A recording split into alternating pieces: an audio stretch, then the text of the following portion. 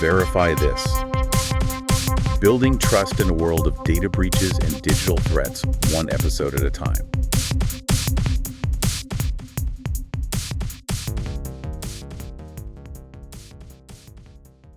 All right, welcome back, everybody, for another deep dive here on Verify This. Glad to be back. As always, we're tackling the big questions around the end of passwords. And this time, we're looking at something that I think is really interesting and really important, but doesn't always get talked about as much, and that is the user experience of security. Absolutely.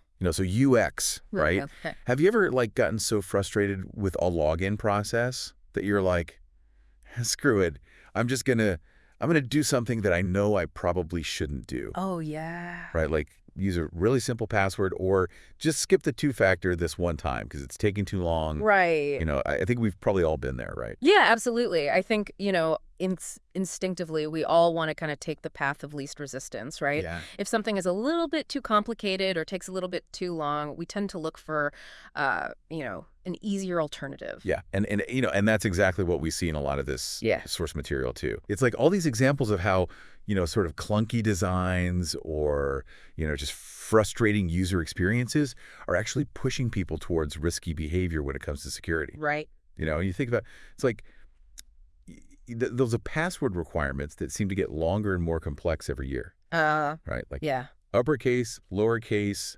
numbers, symbols, like 8 characters, 12 characters, 16 characters. Right. It's almost like a recipe for disaster in a way, because you're setting people up for failure almost by making it so complicated. Totally. And, and so what happens is people start to create these workarounds, right? These little hacks that we use to try to get around those security measures that just feel like too much of a hassle. Right. And I think, we see this all the time, right? It could be something as simple as jotting your passwords down on a sticky note. Oh, yeah. Classic. Right. Or maybe it's, disabling that multi-factor authentication on your banking app because it takes too long and you're in a rush. Every time. Yeah. Yeah. I'm totally guilty of that one. Right. And it's, it's not that we're necessarily trying to be reckless with our security. It's just that, there's this natural tendency to want to make things easier for ourselves. Yeah. Right? And sometimes that comes at the expense of security. Well, and I think there's something deeper there, too. Yeah. Because it's not just laziness. Right. Like, I think there are actually some real cognitive biases at play here. Absolutely. Right. Like we were talking about the availability heuristic, for example. Yeah. Which basically means that we tend to overestimate the likelihood of events that are easy for us to recall. Right. So, if we haven't experienced a security breach recently, we're less likely to really think about it as a serious risk. Yeah. Yeah, and I think that ties into this idea of, we prioritize what feels urgent in the moment. Right. Over what might be statistically more probable. Right. So it feels more urgent to get into your account quickly than it does to go through all the security steps, even though, in the long run, that might actually be the more risky behavior. Right, right. Yeah. And then there's this concept of password fatigue.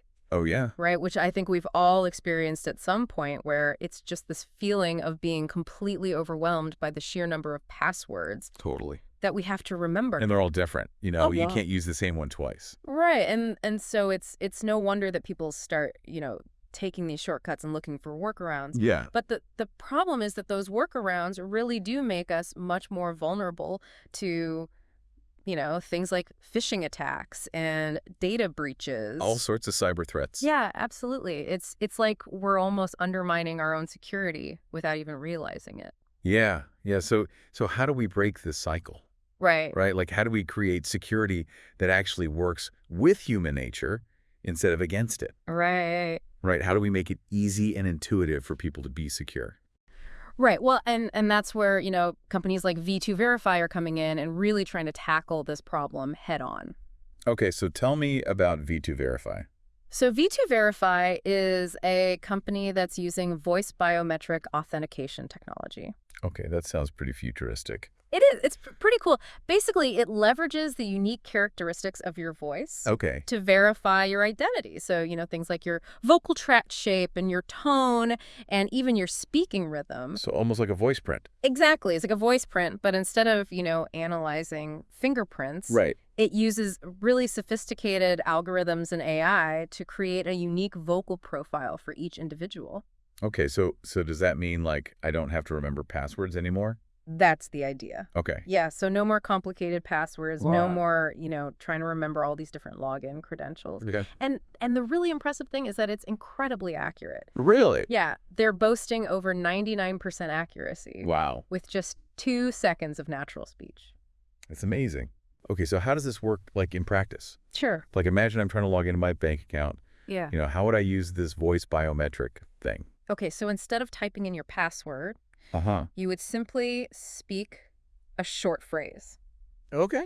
Something like, my voice is my password. Okay. Yeah. And the system would then analyze your voice in real time, Okay. comparing it to your stored voice print. Got it. And if there's a match, you're in. Wow, that's pretty slick. Yeah, it's a lot more user-friendly Yeah. than wrestling with those complicated passwords. Totally. Okay, but what about security concerns, Right. Like, what about things like voice cloning or recordings, Yeah, no, those are all valid concerns. Yeah. But V2 Verify has actually built in a lot of safeguards to address those issues. Okay. So the system analyzes a really wide range of vocal features, making it extremely difficult to replicate someone's voice accurately. Okay. And they also use advanced anti-spoofing techniques to detect things like recordings or synthesized speech. Okay, so it sounds like they're really thinking about those potential vulnerabilities. Absolutely. And trying to stay one step ahead. Right, because, security is always an arms race. Right. Right, as the technology evolves, the threats evolve as well. Right. So it's really important to be constantly innovating and finding new ways to stay ahead of the curve. So it sounds like this could be a real game changer for online security then. I think it has the potential to be, yeah. Yeah. Because by removing that friction of passwords, Right. we can actually enhance security Right. while also making the user experience much smoother. Yeah. And I imagine it has some real benefits for accessibility too. Absolutely. For people who might have difficulty with traditional login methods. Right. So for people with visual impairments, Right. or, anyone who struggles with using a keyboard or a mouse, this could be a real game changer for them as well. It's amazing how this all kind of ties back to that core idea of user experience. Right. Like we started this whole conversation talking about how clunky security can make us less secure by pushing us towards these risky workarounds. But now we're seeing how by focusing on that user experience, Right. we can actually make things more secure. Exactly. And more accessible at the same time. Yeah, it's all about finding that balance, right? Yeah. Between security and ease of use. Yeah. Yeah, well, this has been a really fascinating deep dive. Yeah. It's amazing to think about how all these different factors are kind of converging and shaping the future of authentication. Right. And how something as simple as, user experience can have such a profound impact on our overall security. Absolutely. So as we wrap up here, I want to leave our listeners with a final thought. Mm-hmm. We've talked a lot about the potential benefits of voice biometrics, but as with any new technology, there are also potential risks and challenges. Right. So as we move towards this passwordless future, it's important to also be thinking about things like data privacy. Who has access to our voice prints? Right. How is that data being stored and protected? Right. Are there any potential vulnerabilities that we need to be aware of? Right. So it's a lot to think about. So hopefully this deep dive has given everyone listening a little bit more insight into this whole world of digital trust, and maybe even inspired you to take some steps to boost your own online security. Because ultimately, it's about asking yourself, how much do you trust the digital world? And what are you doing to protect yourself within it? That's a great question to leave everyone with. Thanks for joining me on this deep dive, everybody. We'll see you next time.